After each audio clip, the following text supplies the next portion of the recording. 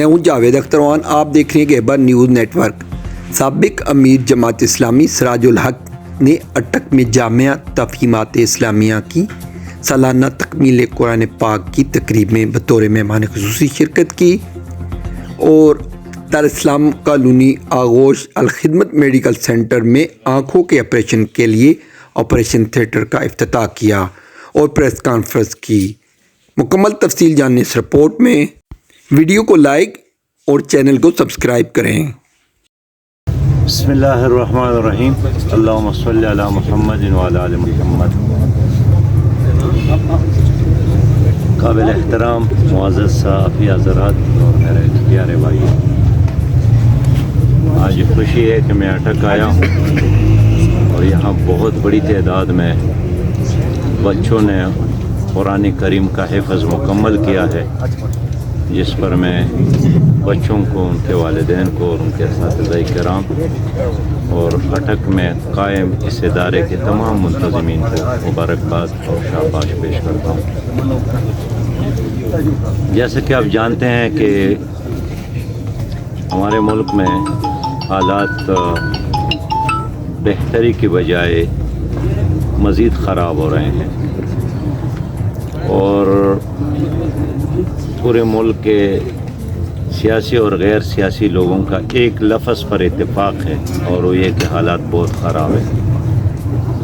موجودہ حکومت کے آنے کے بعد بڑے دعوے اعلانات کیے گئے، لیکن اب تک معیشت ٹھیک نہیں کر سکی اور حکومت بڑے دعوے کر رہی ہے کہ ہم نے معیشت کو بچایا، لیکن غریب آدمی کو نہیں بچایا اور آج بھی عام آدمی نان شبینہ کا محتاج ہے۔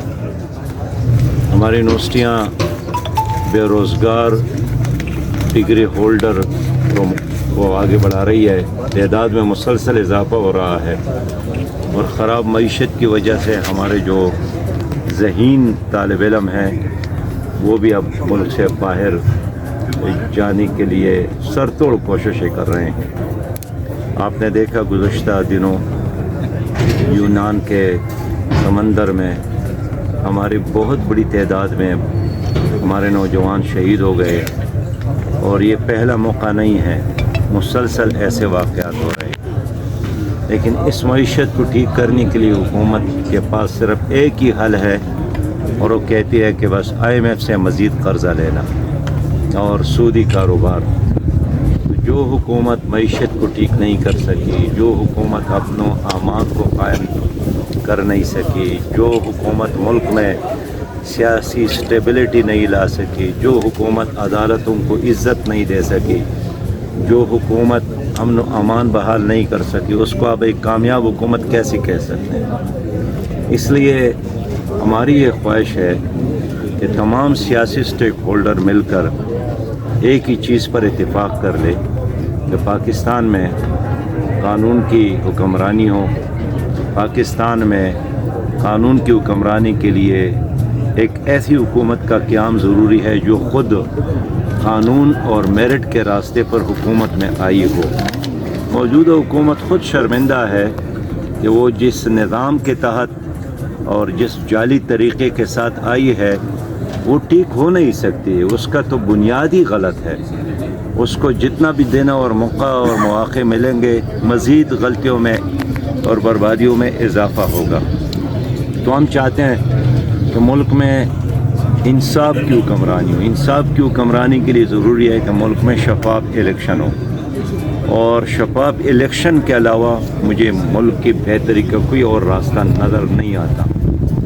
جو PTI اور حکومت کے درمیان مذاکرات شروع ہو گئے، میں نے اس وقت بھی یہ کہا تھا کہ یہ دونوں پارٹیوں کے مرضی سے شروع نہیں ہے، بلکہ یہ اسٹیبلشمنٹ کے کہنے پر وہ آپس میں بیٹھ گئے اور اس سے کوئی نتیجہ برآمد نہیں ہوگا۔ اور آج ہم دیکھ رہے ہیں کہ دونوں بیزاری کا اعلان کر رہے ہیں۔ مذاکرات کے دوران بھی آپ دیکھتے تھے، ایک طرف مذاکرات بھی جاری تھے اور دوسرے طرف وزیر داخلہ مسلسل ان مذاکرات کی ناکامی اور اس کے نا مشور ہونے کی بات کر رہے تھے. اور اس طرح پی ٹی آئی کی بھی بہت سارے لوگ یہی بات کر رہے تھے کہ جو حکومت ہمیں قبول ہی نہیں ہے, منظور ہی نہیں ہے, اس کے ہم مذاکرات کیوں کر رہے ہیں. لیکن پھر بھی دونوں جانبین مجبور تھے, 3-4 بار بیٹھ گئے. اس کا بنیادی وجہ یہی ہے کہ یہ اپنی مرضی کے لیے نہیں بلکہ ایک دباؤ کے نتیجے میں وہ بیٹھ گئے تھے, اور جتنا ہی انہوں نے پانی میں مدہانی چلایا اس سے کوئی مکن برآمد نہیں ہوا. اب میں یہی سمجھتا ہوں کہ اس وقت ملک کا سب سے بڑا مسئلہ قانون کی حکمرانی ہے, معیشت کی بحالی ہے, امن و امان کی بحالی ہے, اور یہ ایک مضبوط حکومت کے بغیر نہیں ہو سکتی. مضبوط حکومت ایک فیئر الیکشن کے بغیر قائم نہیں ہو سکتی. فیئر الیکشن کیسے ہوگا؟ اس کے لیے تمام سٹیک ہولڈر کو آپس میں بیٹھ کر ایک نیا معاہدہ کرنا ہوگا جس کے تحت ایک حقیقی جمہوری نظام ملک میں قائم ہو سکے. صاحب, یہ قرم ایجنسی کے اندر بھی جو حالات بنے ہوئے, اس سے بھی ملک کی جو جڑیں وہ کھوکھلی ہو گئی. قرم ایجنسی میں جو حالات ہو گئے ہیں اور جو قتل عام ہوا ہے اور سینکڑوں کی تعداد میں جو بھی گناہ لوگ شہید ہو گئے ہیں, بستیاں جل گئی ہیں, گاؤں جلائے گئے ہیں, لوگوں کو ذبح کیا گیا ہے, میں سمجھتا ہوں کہ ان کا ذمہ دار صوبائی حکومت بھی ہے اور مرکزی حکومت بھی ہے, اور دونوں نے قرم ایجنسی کو ایک سینڈوچ بنایا ہے. کوئی اس کا وارث نہیں ہے, کوئی ذمہ داری قبول کرنے والا نہیں ہے, اور ملک کے اندر ایک علیحدہ اسٹیٹ وہاں اب نظر آ رہی ہے, اور وہاں بہت سارے بیرونی عوامل ہیں وہ بھی اب سرگرم ہیں, اور ہماری دونوں حکومتیں وہ تماشا کر رہی ہے. تو میں سمجھتا ہوں کہ جتنے لوگ شہید ہو گئے ہیں, مر گئے ہیں, ان کا خون مرکزی حکومت اور صوبائی حکومت کے کندھوں پر ہے.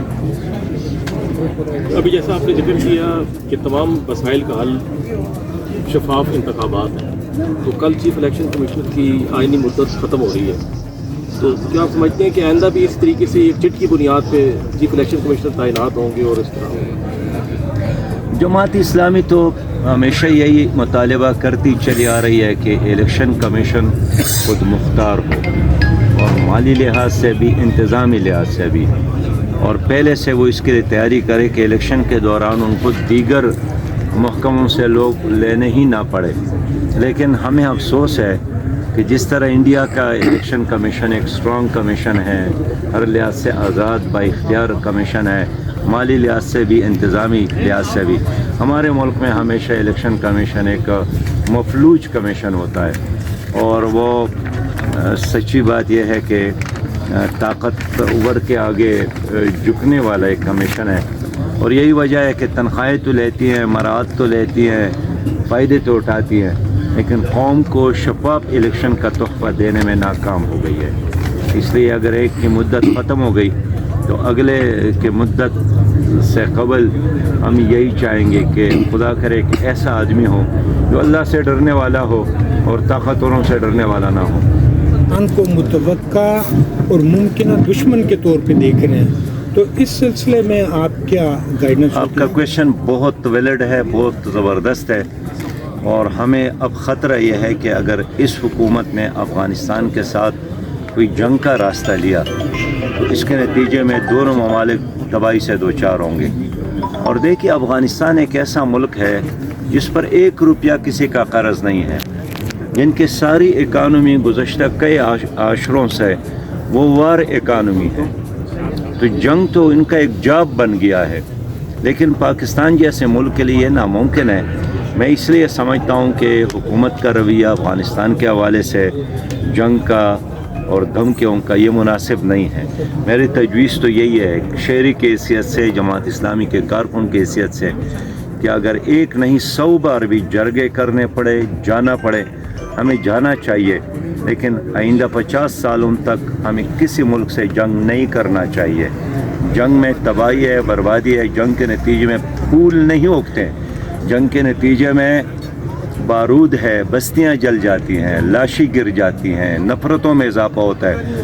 تو ہم نہیں چاہتے ہیں کہ ہماری نفرتیں مزید بڑھے.